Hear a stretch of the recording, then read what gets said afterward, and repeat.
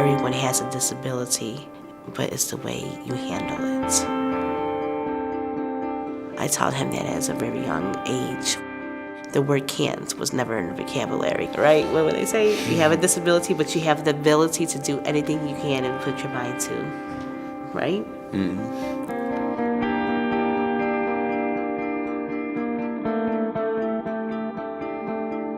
I was 18, senior in high school.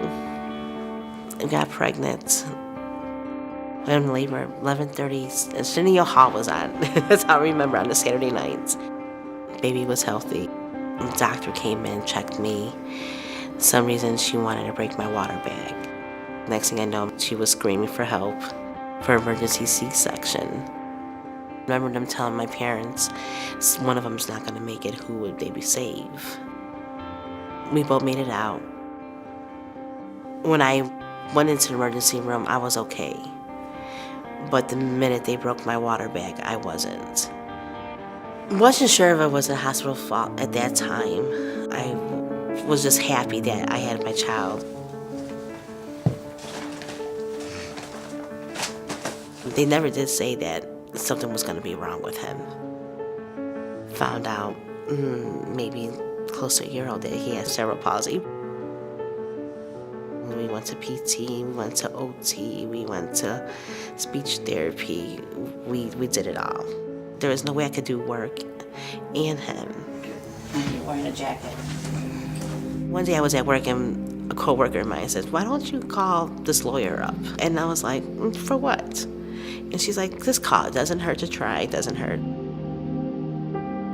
So we went to the Hurley law firm, and there I met Mark and Chris.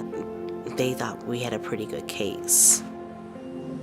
When people are at their most vulnerable, they don't know where to turn, especially when difficult things happen. That's why when we bring somebody on like Amelia Saragosa, one of the most important things that we do is let them know they can focus on the day-to-day issues in their lives and not have to worry about us as their lawyers handling their case.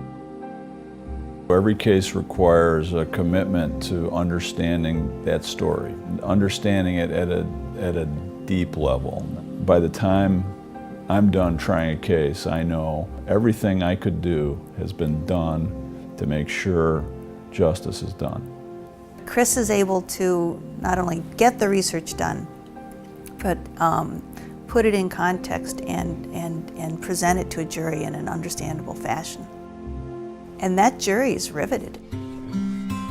Oh, that may be too big. One side is small. They took care of everything as far as the nurses and the doctors and tracking them down, the people they needed to speak to, and all I had to do is be a mom. I loved working with Gabriel and Amelia. They're from the neighborhood in the city where I grew up as a little kid.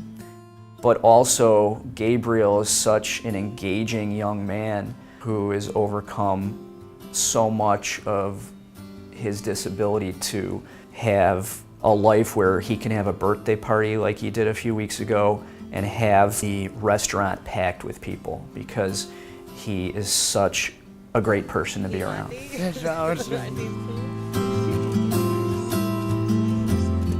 This is McKenna. The day we went on trial, it was my turn. I was getting ready to get called up there.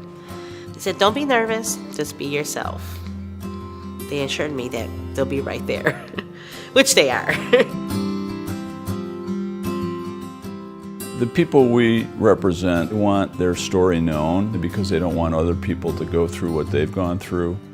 Going through the trial helps them begin to process the tragedies that they've lived through.